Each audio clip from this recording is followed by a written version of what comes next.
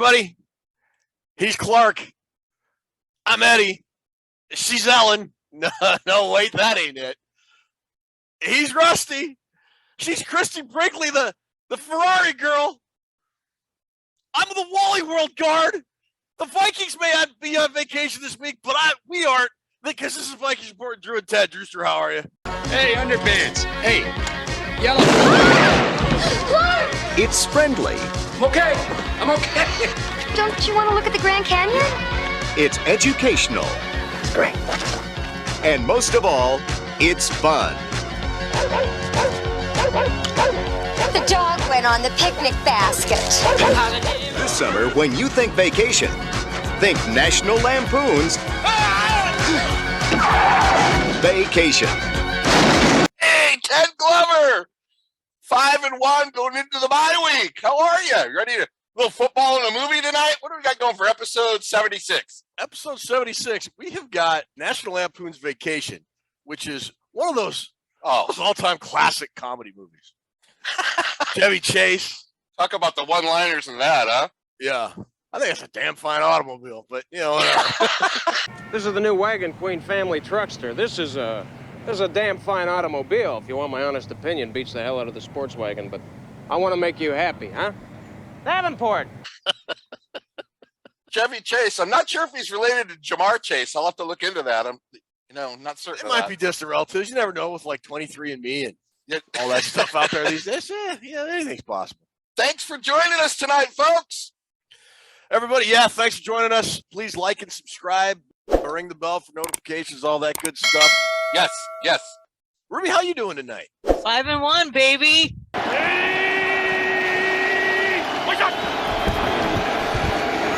Here's Cook. Dalvin Cook picks up a first down, still going inside the 30. Cook inside the 10, the 5, touchdown. And thank you for making me Christy Brinkley, because she's hot. Christy Brinkley. Well, are you going to go for it? Have you seen her on Parks and Rec? She's still hot. She's a smoke show. She's closing in on 70. Yeah, she is an absolute still hot smoke show. You know what Chevy Chase said about that movie, working with her on that movie? No, what? It was like being outside on a hot day and you're holding an ice cream cone you can't lick. That's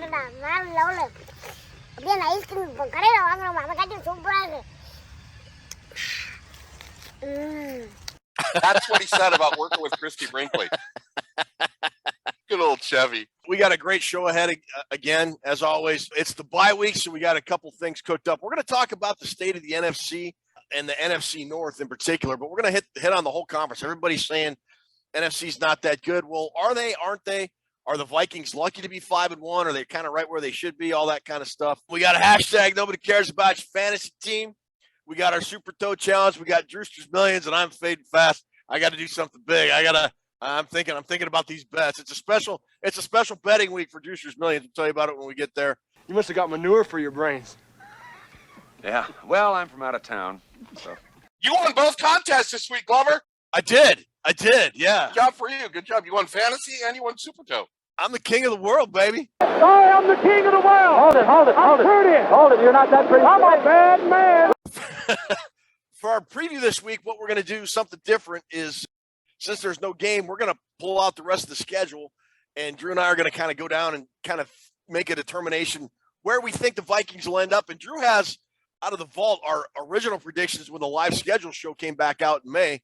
Compare that to what we said then and what we have now. We also got trivia. We got a jam-packed show. Before we get going, look, we'd like you to go over to purplepainforums.com. Purple Pain Forums, they are the official message board for Vikings Report. Drew and Ted, we are the official podcast. Great site, great community to talk Viking stuff. They've got Purple Pain Accountability. They got their Pick 6 contest. If you win that contest, you can be on this show and you win a ticket to a Vikings game next year, which is pretty cool. Just about any topic you want to talk about it. You don't have to deal with the toxicity of social media. Yeah. purplepainforums.com. And with our game shows and all that stuff, what we do, you can head on over to VikingsReport.com, our website. Ruby did a great job getting that. You can make all your contest entries over there. You can check out the Vikings Report prize vault for prizes we give away throughout the season and the prizes that you may be eligible for if you win our contests. Just great stuff. Ruby's done a great job. You can link to our social media profiles, our Zazzle, just a lot of stuff over there. Link to Purple Pain forums as well. So check out those 2 sites. Yes, and get signed up for these contests. These are important weeks, these midweeks. Yeah, with teams on buys and players you can't use some players you think you can. It's starting to become a challenge for us to pick these teams and see who's going to win and all that. Quick shout out for me for Reggie Adams. He's a good dude. Get this. Sunday morning, I'm up early because it's football day. Uh-huh. I got a message from Reggie like 5:15 a.m. and he's all, dude, I want to make sure I got my picks in for the Super Toe. And I'm thinking, oh, this guy's a real fan. It's early morning, and he's making sure he's got his picks in for the contest to go to the website. Reggie, you are supportive of this show, and we thank you. Barbecue Smokehouse King, numero uno fano. Yes. So we got a whole lot going on. I can't wait to get to it. But before we do, I'm cooler than you are. So why don't you fix your little problem, Ted Glover, and light this candle? He's right. Why don't you light this holiday road and light this candle? Yes. Resume the countdown. All right, I'm cooler than you are. Why don't you fix your little problems and light this candle? He's right. Let's light this candle. He surely is. Light the candle. Yes. Resume the countdown. Bang! Let's go. We're off and running. We got a 5-1 football team, and we are excited to talk about it. And we are excited you are here. Yes, we are. Let's talk about the 5-1 Vikings in the NFC North. Okay. Vikes lead the division essentially by 3 games when you include the tiebreaker. Over Green Bay, it's 3-3. The Bears are 2-4, and the Lions are 1-5. Drew, I want to take you back in time. January of this year, some 10 months ago, the Bears hired a guy by the name of Ryan Poles to be their general manager. I don't know if you remember, but Ryan Poles said something that could become infamous. He's a very dynamic speaker. He's like very Belichickian when he was in front of a microphone. And they asked Ryan, well, what are you going to do? We're going to take back the North and never give it back. We're going to take the North and never give it back.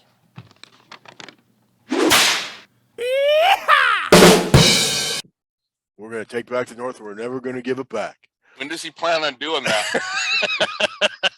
He ain't had a good start for doing that. You better get your shite together. Like the only North Ryan Poles is in danger of giving back is the North Face jacket he bought on the Miracle Mile last month, and it doesn't fit because his football team sucks. She's not fine, Clark. She's dead. You ain't taking back nobody's NFC North. Come on, shut up. Shut up, you nitwit. Sit down and shut up.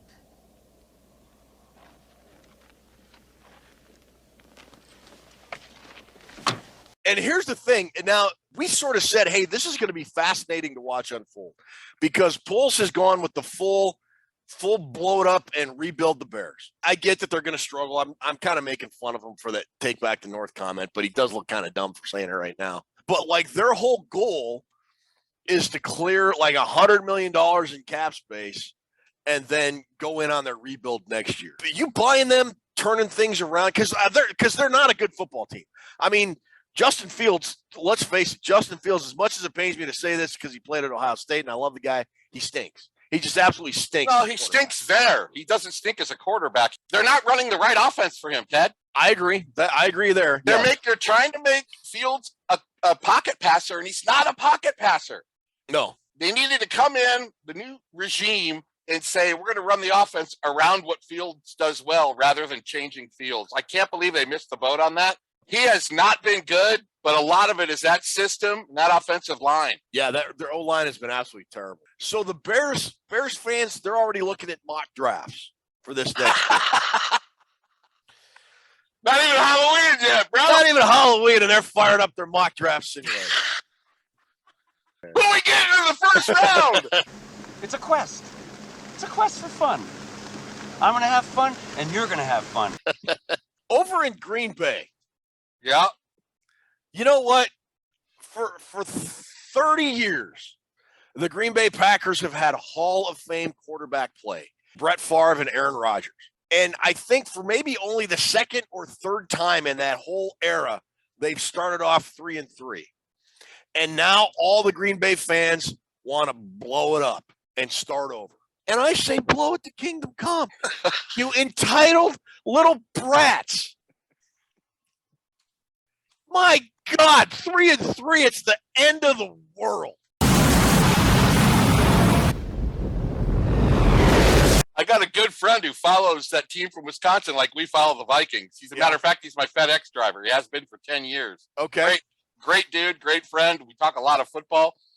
And they have an ESAT Nation too, because he watches the show. Oh, does he? He laughs about ESAT Nation. Everything sucks all the time. He says the Packers have the same thing. Right now, their fans want to fire LaFleur and get Mike Zimmer in there. That's what he told me. And he's dialed into all the podcasts. And he's a big Packers guy, follows all that stuff. And I'm thinking, first off, I'm for that. Go ahead and do that. That's fine by me. But I guess the same thing goes on over there. It feels different in Green Bay. It feels a little different. Like, you know, they play bad for a couple of weeks, but you know they're going to bounce back and charge forward. But that was Devontae Adams, Zadarius Smith, Clay Matthews. You knew they were coming at you full force. If they played bad a couple of weeks, you know they were going to turn it around. This feels way different with Green Bay. It does. It feels like the wheels are off. Not the wheels. They're not. I don't think they're off yet. They're right there.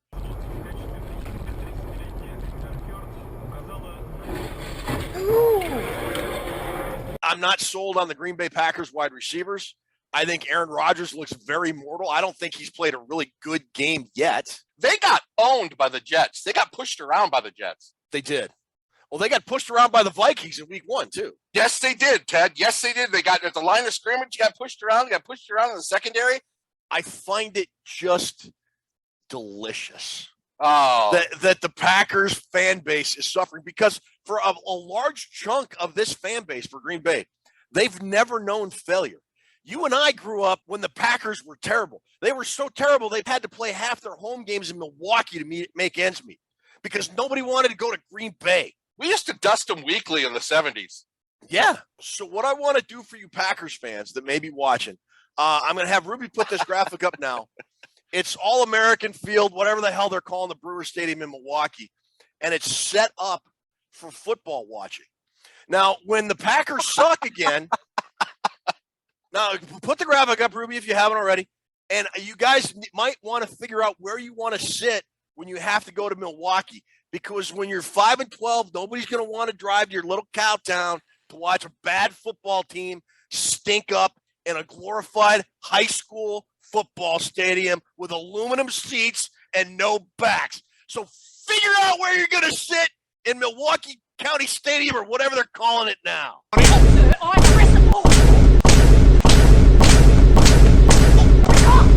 I'm an owner. I'm an owner. The team from Wisconsin and Denver are probably the two biggest disappointments this season so far. Yeah. Speaking of Denver, I don't want to get off on a tangent, but aren't you glad the Vikings avoided GM George Payton? That was as bad as, the dog took a leak on the sandwiches. Oh, God. The dog went on the picnic basket.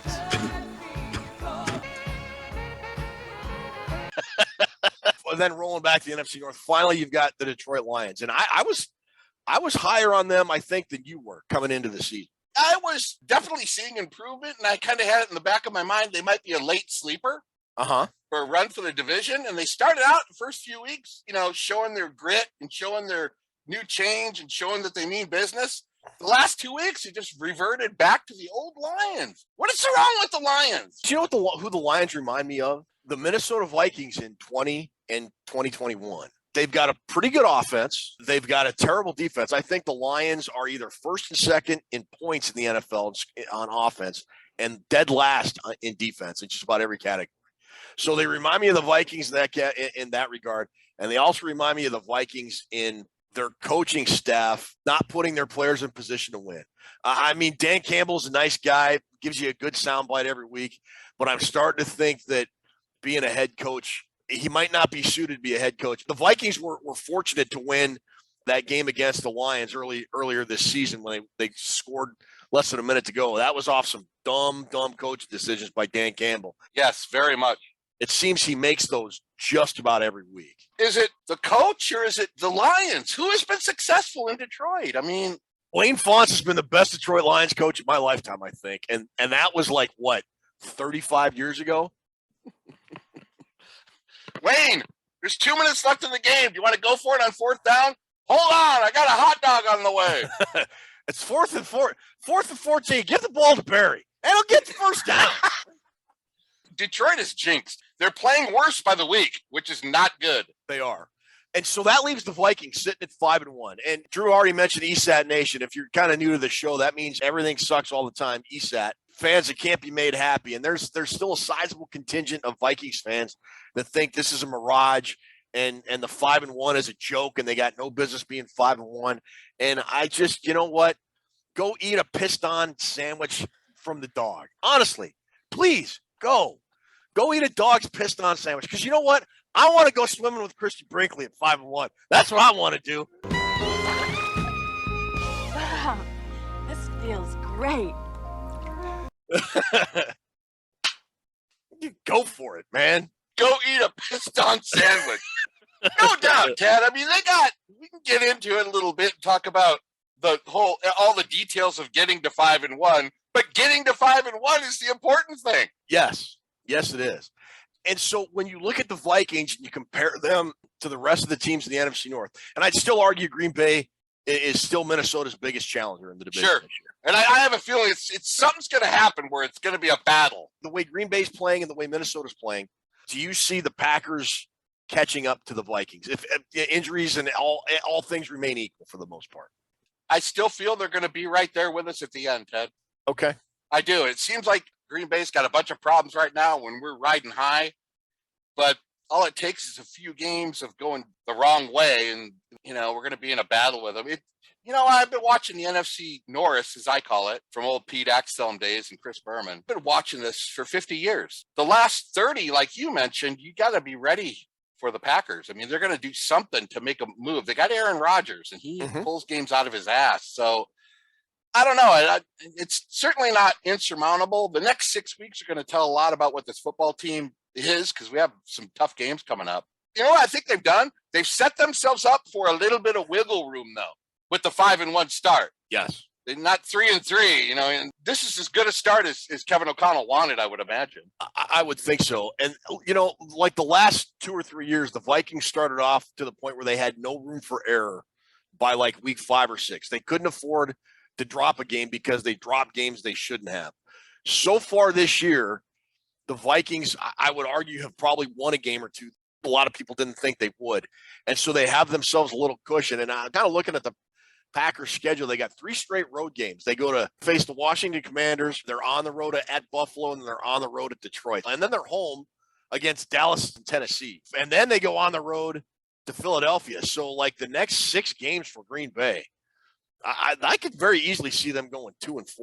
The next 6 weeks will determine the NFC North champion. I think so too. And that kind of leads us to the Vikings. And I just think they've set themselves up in a really good position to sort of take over this division coming out of the bye. We're going to go over their schedule here in a little bit, but they've got a chance to come out of the bye strong with 2, 3, 4 wins in the first 5 games coming out of the bye. And that could put the division away if things fall the way they seem to be trending right now. Sorry, folks, park's closed. On the pro level, Ted, it seems to me that more games are decided by teams that implode than teams beating teams. I see more games decided by teams beating themselves, like the Miami game with the Vikings. Yes. And what does that come down to? Crucial handful of plays. Crucial handful of plays, and I would also argue coaching. You and I have been doing shows either here or over with our buddy Dave on the Climbing the Pocket Network or wherever. In my writing and when I was writing for the Daily Norseman and everything else, I have said this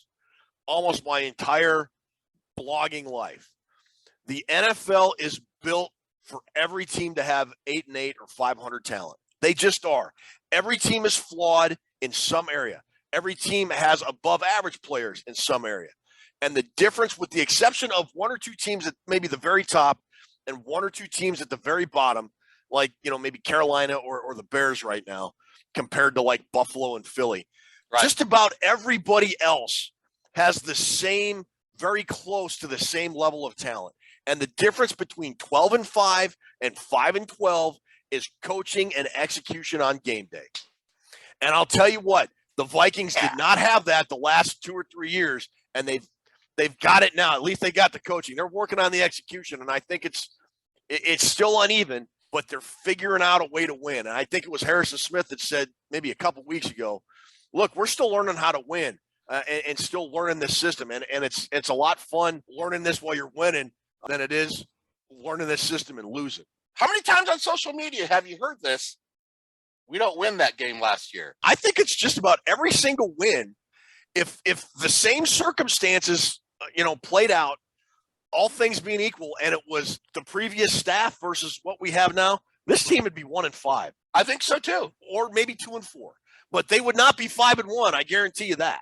The last thing I want to mention about the NFC North is Aaron Rodgers. There was a report, a verified reporter guy on Twitter that said he's heard on very good authority this will be Aaron Rodgers' last year. And if the Packers go out and don't make the playoffs and then Rodgers retires, that really is going to put that franchise in a state of transition they haven't seen in a long time, because I don't care what you say, Jordan Love.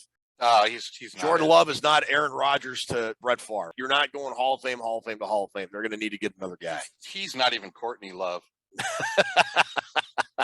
What's going on with Courtney Love these days, Ted? I don't know. She killed Kurt Cobain. Allegedly. That's you. Allegedly. It is my own personal opinion that there was something nefarious with Kurt Cobain's death, and the Courtney Love may or may not have been involved. Oh, there allegedly. Absolutely was. Then the guy that had information got run over by a train. Weird how that happened. Look, I told you I was sorry. It really was an accident. All right, last question before we move on to our next segment. Do you think the Vikings 5-1 start is a fluke? No. I do not believe so either. And again, I go back to my coaching theory. Good coaches put their teams in position to win the game, and they put their players in position to make plays.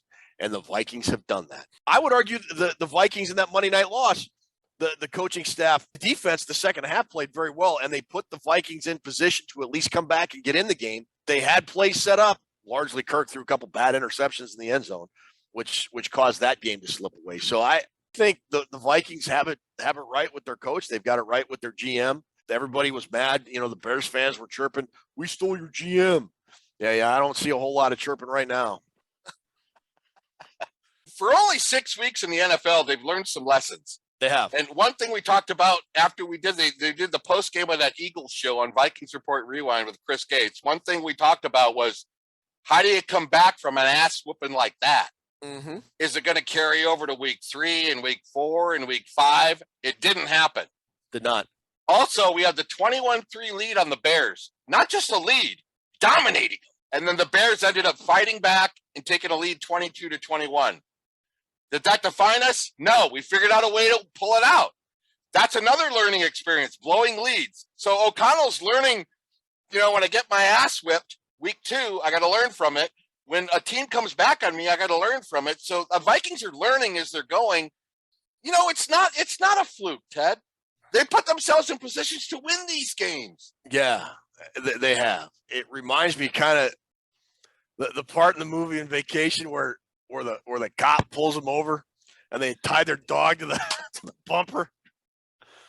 Like Zimmer would just drive the car and not pay any attention to what was going on with the dog. Poor Sparky. Poor Sparky. He must have hung on for 6-7 miles.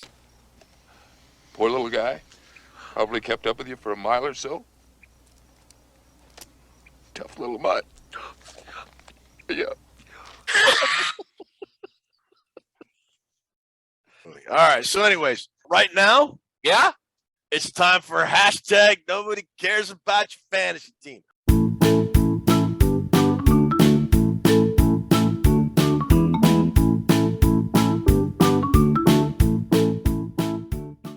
Rules for hashtag nobody cares about your fantasy team are pretty simple. Drew, Ruby, and I each week are going to pick one quarterback, one running back, 2 wide receivers, and 1 tight end. Once we pick them, they're done for the year. We can only pick those players one single time.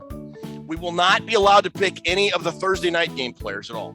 And we're using our standard PPR scoring format. So you look at our fantasy teams and you tell us in the comments below or on our website, VikingsReport.com. Ruby will have a section on the website each week for our fantasy team segment, and you can put your entry there. If you win, you get 2 pretty cool prizes. Drewster, what are those 2 cool prizes? A vintage John Randall jersey and a Vikings plaque. 2 really cool prizes. So again, look at our fantasy teams and the comments below on this show. Put in who you think, Team Toonces, Team Ted, Team Drew, either here or go over to VikingsReport.com. You put your entries in there. Who won last week? Ted Glover won with 82 points. His first win of the season. Finally got on the board. If you voted for Ted Glover, then you get a point this week and you move up in the standings closer to the prize. That's right. All right. So Ruby, right now, she's going to put this week's fantasy team up on the screen. Go ahead and make your picks, and you can either put your team selection in the YouTube comments below here, or go over to VikingsReport.com and put your entries in there. Pick my team. It's going to win this week. No, it's not.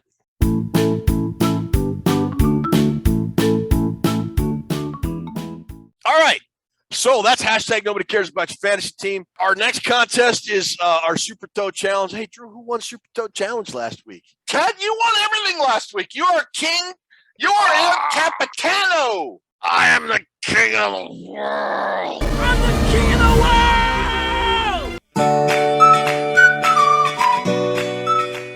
This is separate from our hashtag nobody cares about your fantasy team segment. Just pick a kicker. The one you think is going to score the most points between the kicker, Ruby, Drew, and I pick. And you get that many points. And the person that has the most points at the end of the season wins.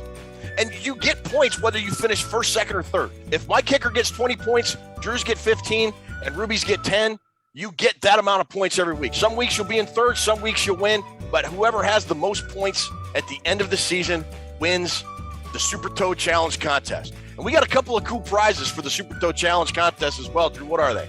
We got a set of vintage Fred Cox football cards. Freddie's the greatest kicker we ever had. And the leather Vikings football. So for this, it's, again, pretty simple.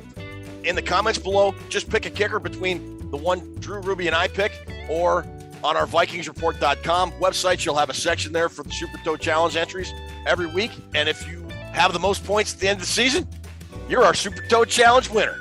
Meow, meow! Doot, doot, doot, doot, doot, doot, doot, doot. He even knows the song. Look at that, Ruby. All right, so those are the rules for Super Toe Challenge. The way it's been going, so the person that finished third last week between us three picks first this week. So, Ruby, who do you have for your Super Toe Challenge kicker this week? Daniel Carlson. Drew, who do you got?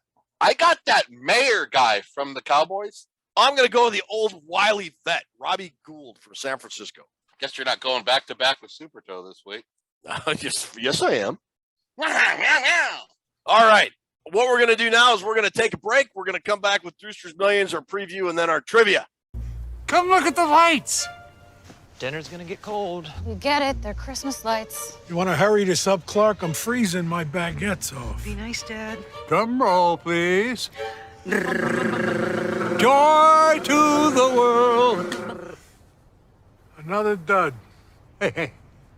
I'll check the turkey. Ah! Ah! Ah! Incredible, Dad. Wow. I used to have a Mustang back when cars made sounds. The all-new, all-electric Mustang Mach-E. Joy to the world. I love that new car smell. I think those are pine needles, Dad.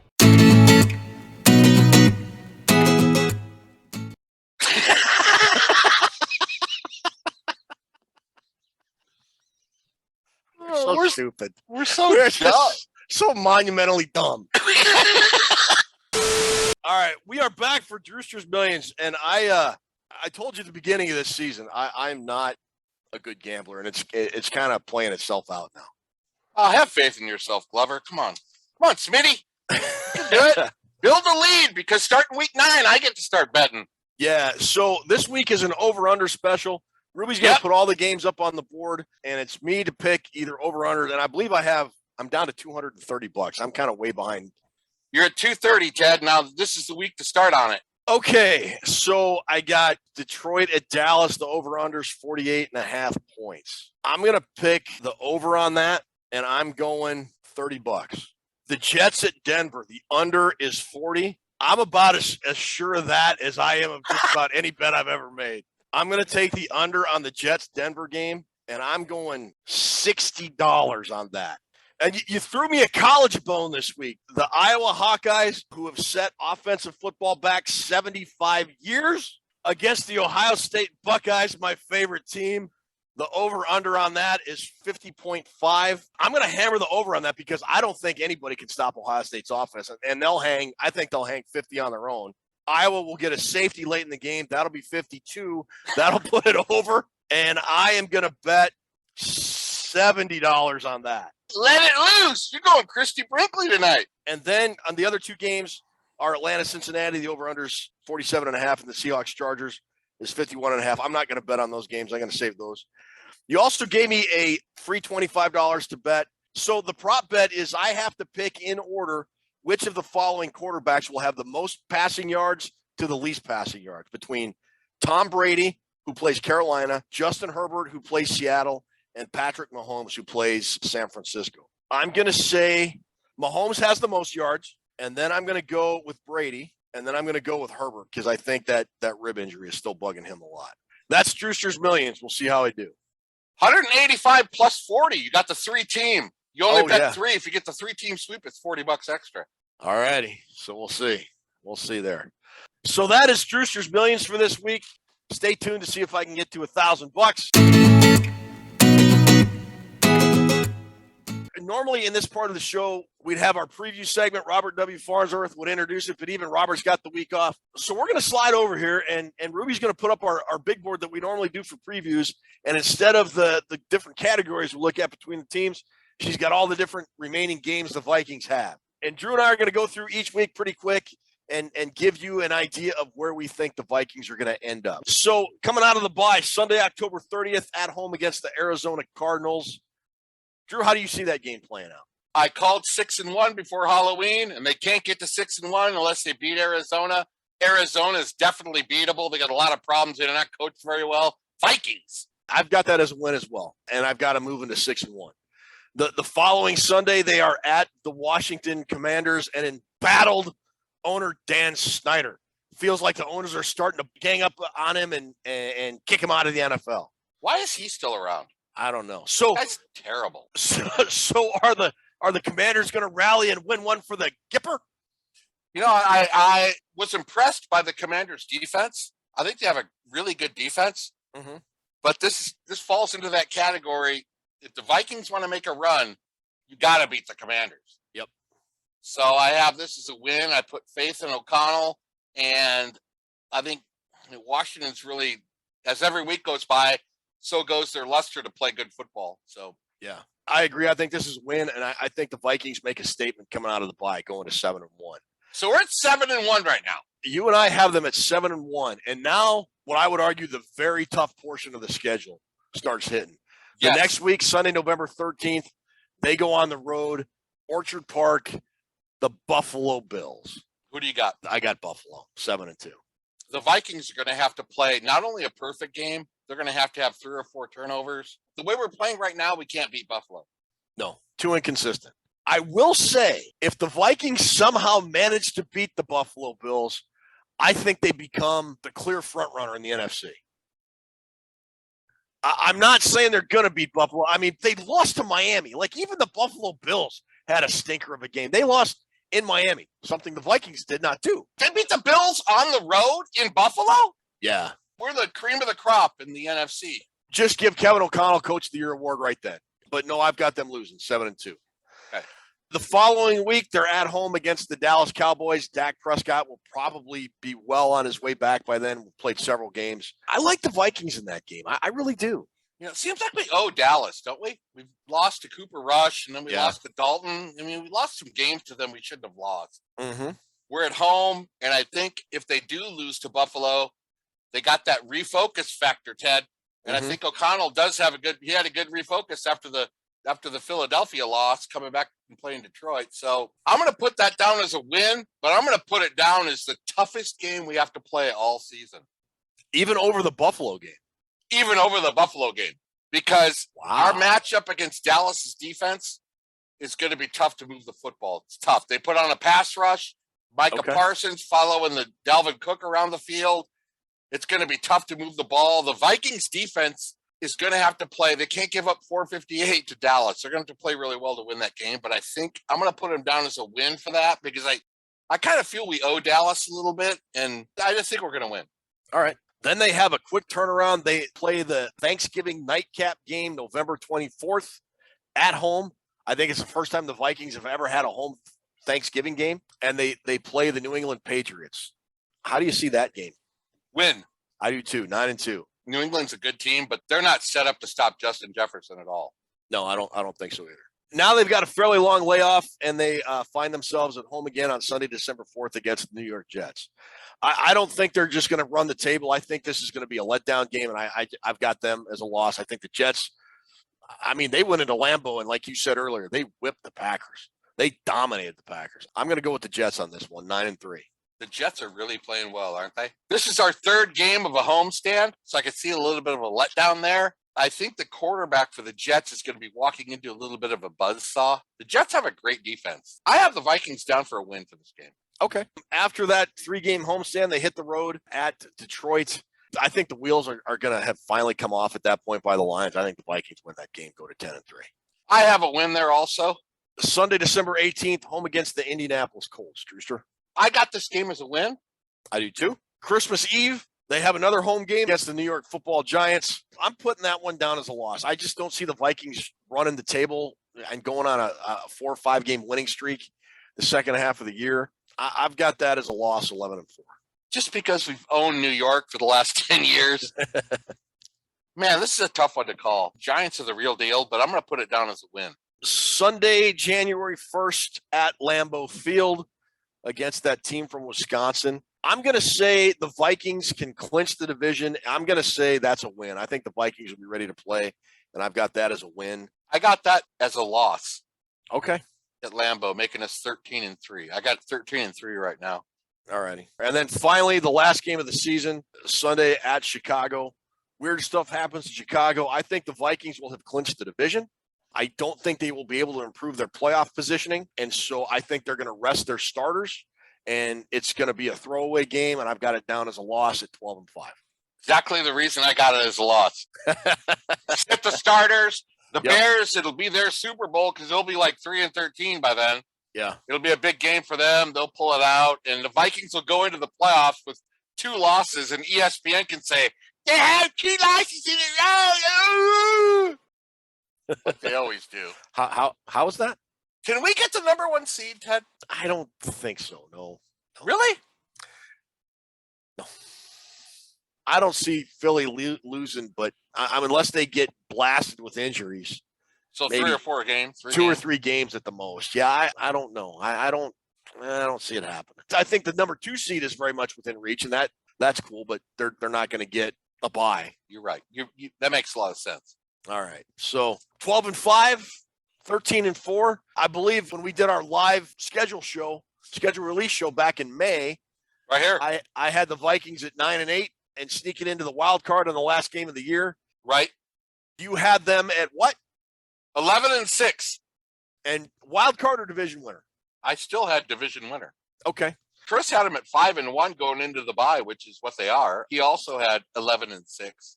Okay. I think they win the division. They at least have 1 home playoff game, if not 2. All right. Your Minnesota Vikings are going to win we believe the Minnesota Vikings will win the 2022 NFC North. And we're going to take back the North and never give it back. What's wrong with Ryan Poles? Come on, dude. Next up, we've got trivia, and we will wrap the show up after that.